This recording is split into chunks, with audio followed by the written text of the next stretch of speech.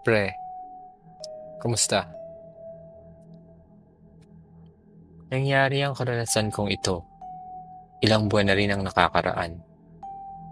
Itago mo na lang ako sa pangalang Ariel. Nakatira sa isang maliit na munisipalidad dito sa Cavite.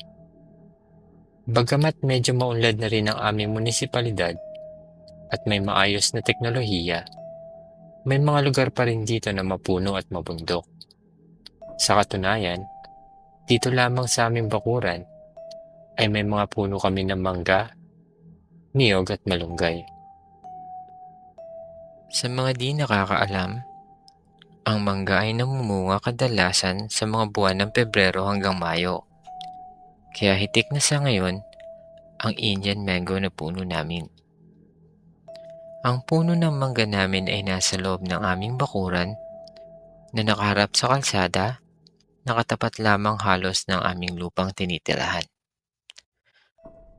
Ang mga sanga ay may katayugan at tumatawid sa aming bakod na nakapagbibigay lilim di lamang sa harapan ng aming bakuran kundi umaabot pa sa halos kalahati ng kalsada. Ngayong 2024, maagang namunga ang aming puno ng mangga. Kalagitnaan pa lamang ng Pebrero ay may kalakihan na ang mga bunga nito. At dahil dito, maraming nanunungkit nang may paalam pero kadalasan ay wala. Marami ring nambabato na minsan pa nga ay bumabagsak sa bubong namin na gawa sa yero. Pag nilabas mo naman, kanya-kanyang pulasan ng takbo. Unang linggo ng Marso, taong kasalukuyan, naghahanda na kami nung magpahinga. Tapos na ang hapunan, hugas na ang mga pinggan, at mahihiga na upang makapagpahinga. Alas 9 ng gabi yun. At dahil medyo mabundok ang parte ng aming tinitirhan, maagang natutulog ang mga tao. Tsaka may pasok pa ang mga bata sa paaralan. Kinabukasan. Alas 10:30 ng gabi. Nagulantang na lamang ako nang may mga batong nagbabagsakan sa aming bubungan. At dahil naalimpungatan, mainit ang ulo akong tumayo sa aking kinahigaan upang lumabas at tignan kung anong nangyayari. Binuksan ko ang ilaw sa labas at pagbukas ko ng pinto ay may mga kabataan ako nakitang tumatakbo palayo. Paglabas ko ng gate, wala na akong inabutan.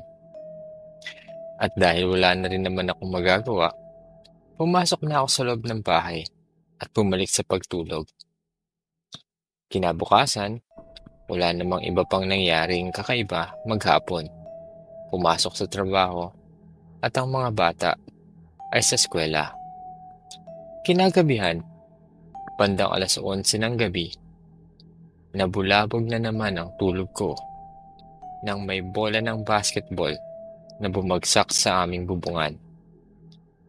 May 4 na binatilyo na kumakain pa ng mangga ang inabutan ko sa harapan ng aming gate na naghihintay na may magbukas ng pinto.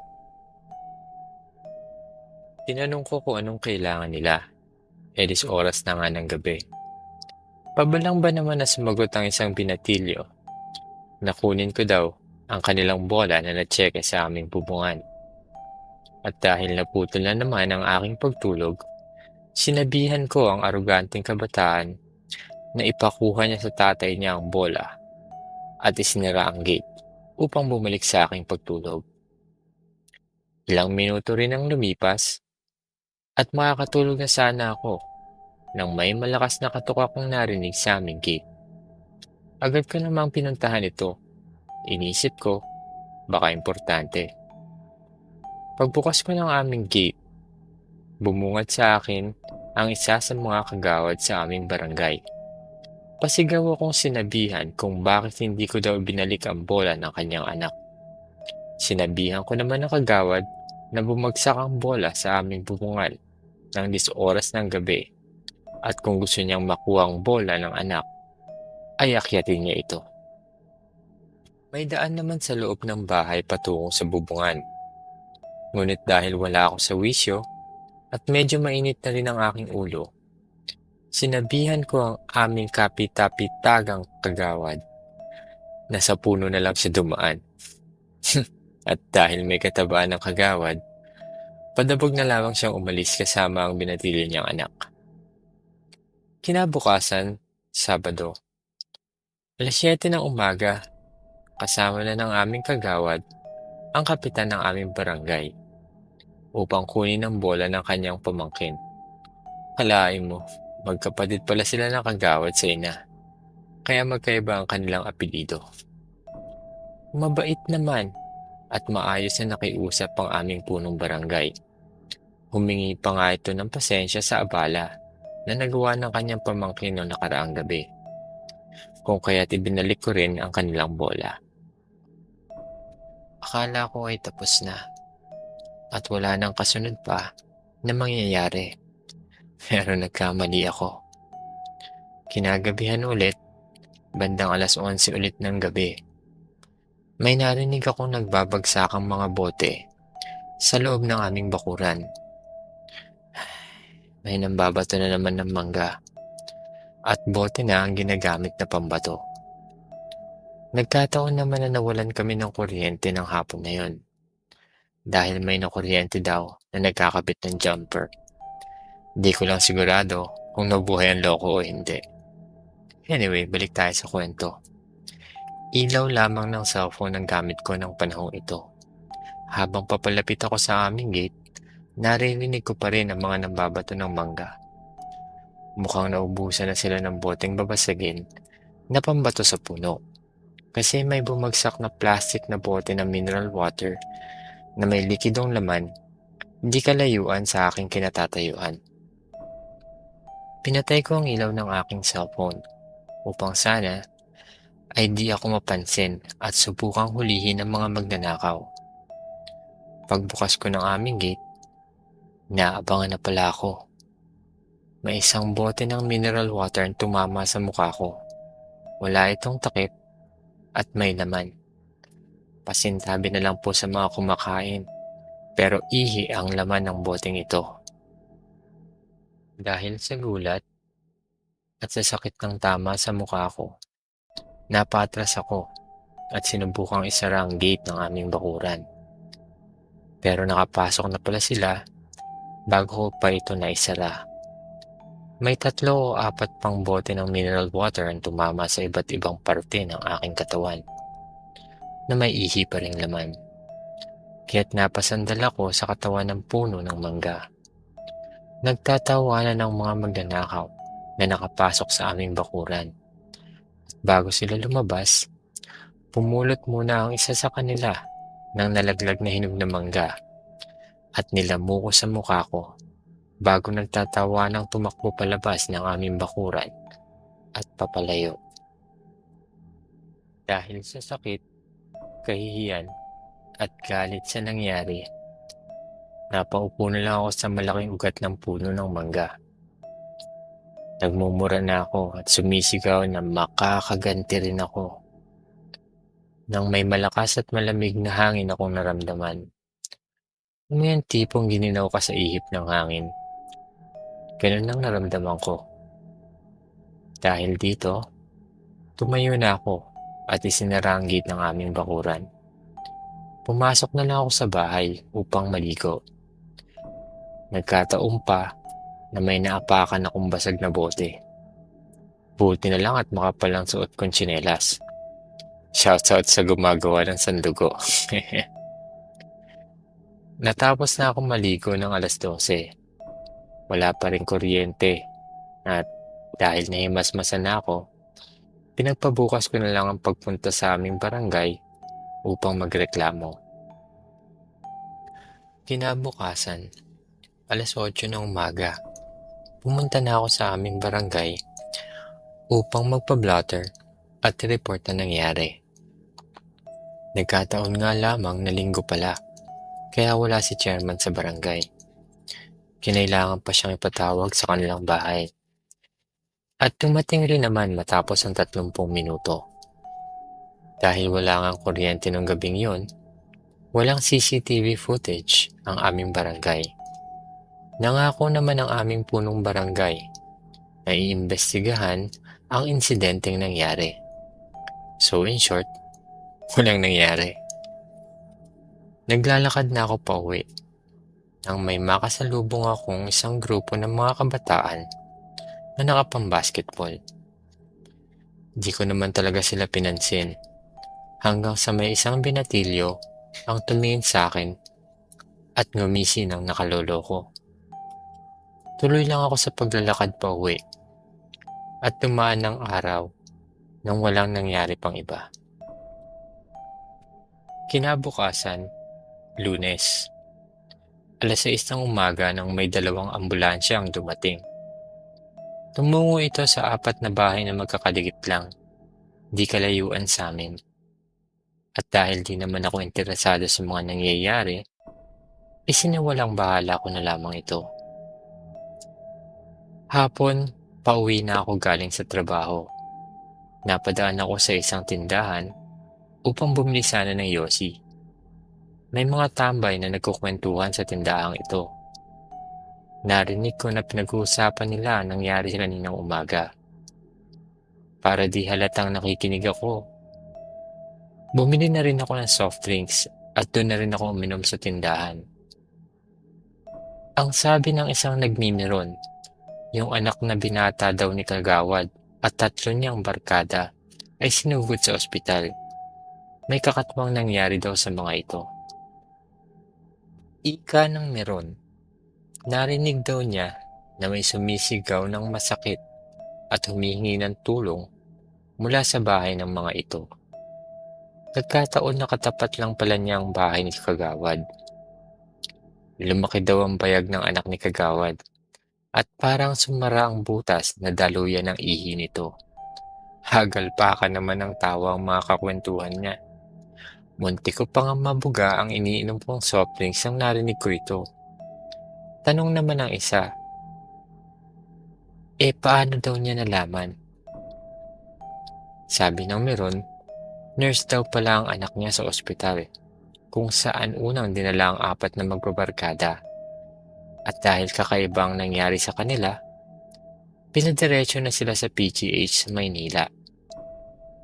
Tinapos ko na lang ang soft drinks at yosi ko at tumungo na sa bahay upang makauwi. Sabi ko sa sarili ko, kwentong barbero lang ang narinig ko. Lumipas ang ilang araw at gabi na wala nang kakaibang nangyari. Wala nga lang ding balita kung ano nang nangyari sa reklamo ko sa barangay. Sabi ko na lang na hayaan na lamang ito at ipagpasa Diyos na lamang. Isang Sabado, walang pasok, kaya tinanghali na ako ng gising, siguro mga 8:00. Nagtimpla ako ng kape at nagyosi sa ilalim ng puno ng mangga. Nagkataon naman na may nahulog na bubot na mangga sa tasa ng kape ko.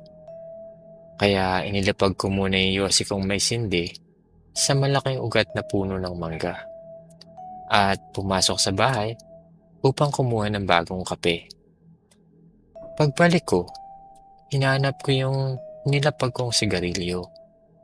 Subalit kahit anong hanap ko, hindi ko ito makita. Sabi ko na lamang na baka nilipad lang to kung saan, kaya't binaliwala ko na lamang ito at nagsindi ng bagong sigarilyo. Kinabukasan, naisipan kong manungkit ng mangga upang may pangmeryenda.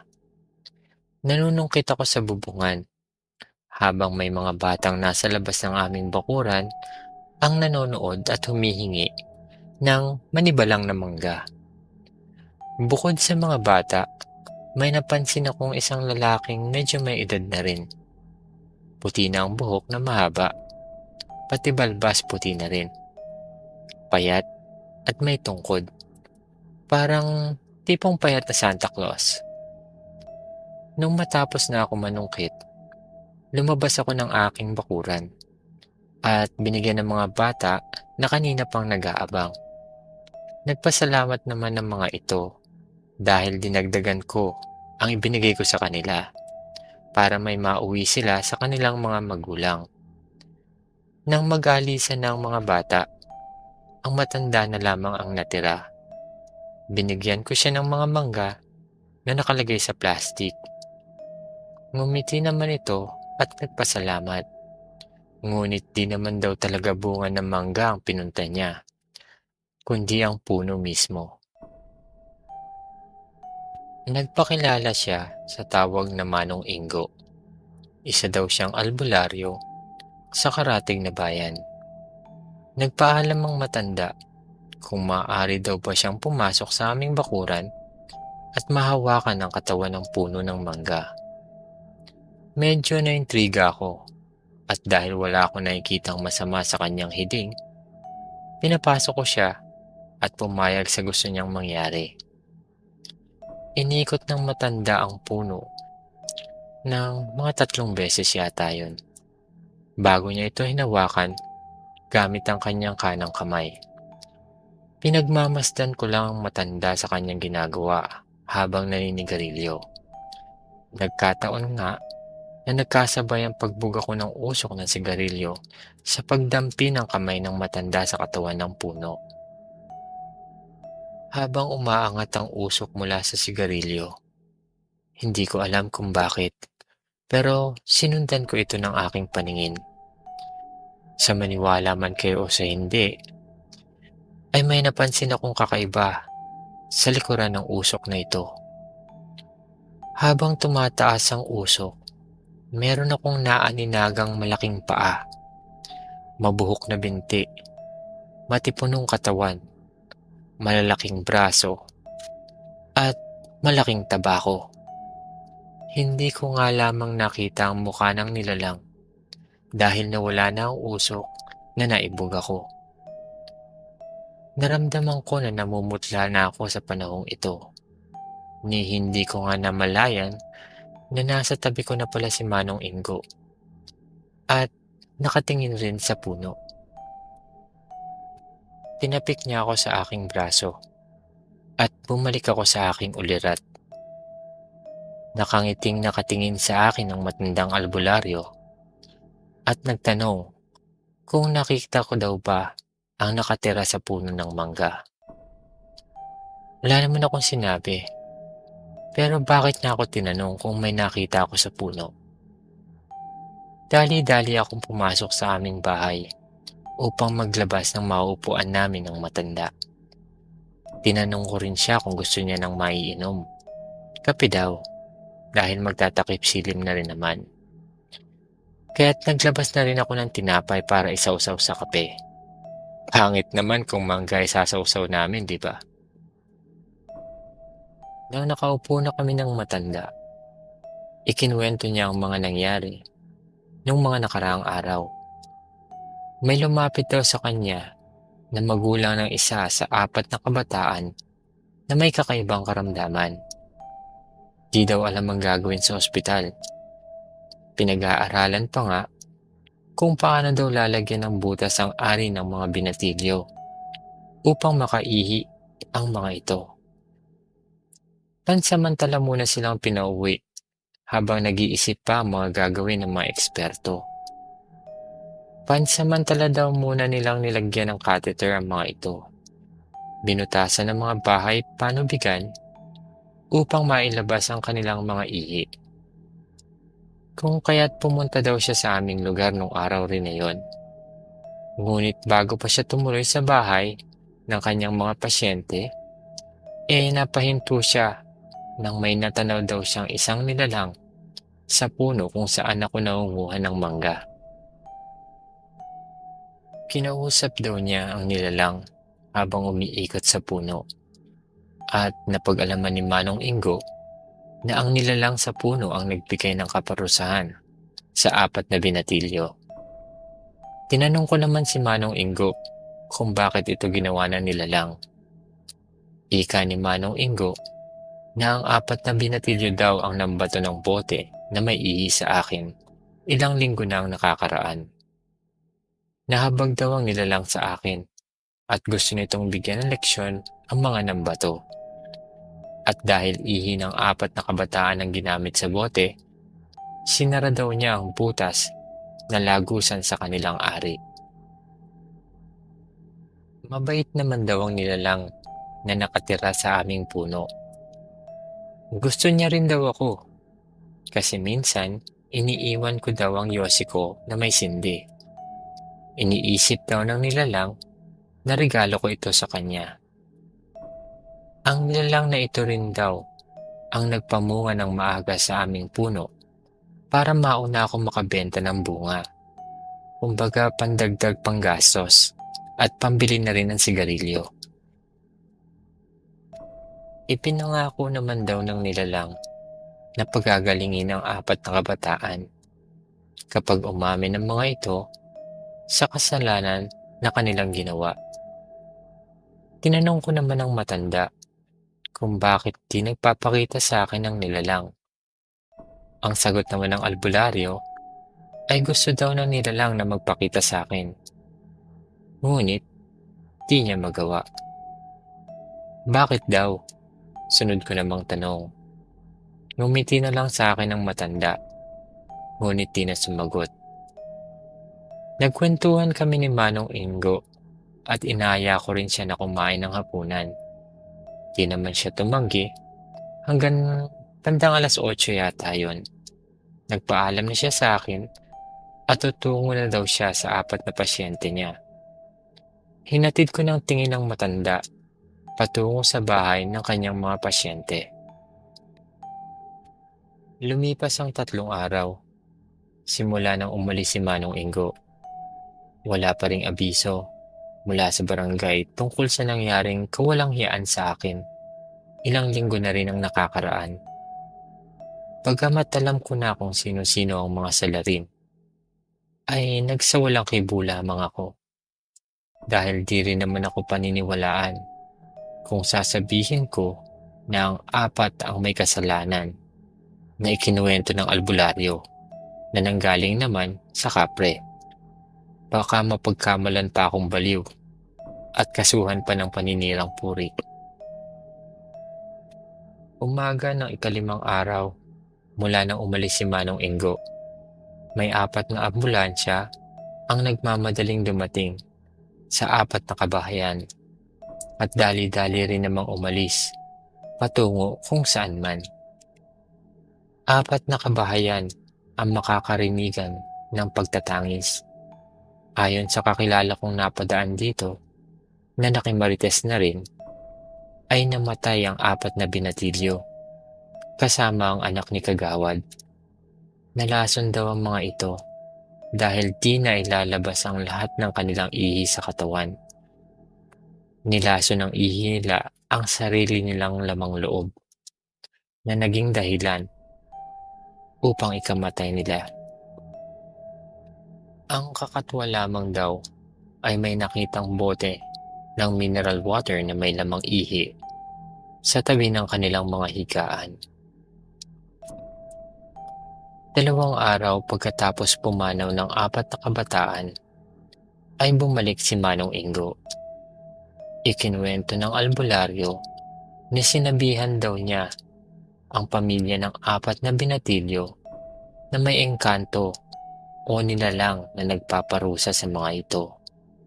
At gagaling lamang ang mga ito kung may aaminin sila na may mali silang ginawa. Nagalit daw si Kagawad, ang binatilyo nitong anak at ang kanyang asawa. Wala daw ginagawang masama ang kanilang anak at hindi din daw sila naniniwala sa engkanto o kung anumang nilalang. Ipinagtabuyan nila ang pobreng matanda at tinakot pa na ipapabarangay kung ito ay hindi aalis sa kanilang pamamahay. Ikinalungkot ng matanda ang naging reaksyon ng pamilya. Ngunit buo na ang pasya nila na itutuloy na lamang ang gamutan sa ospital. Napailing na lamang ang matanda. Humingi ng sigarilyo, sinindihan, at inipit ito sa pinakamababang sanga ng puno ng mangga.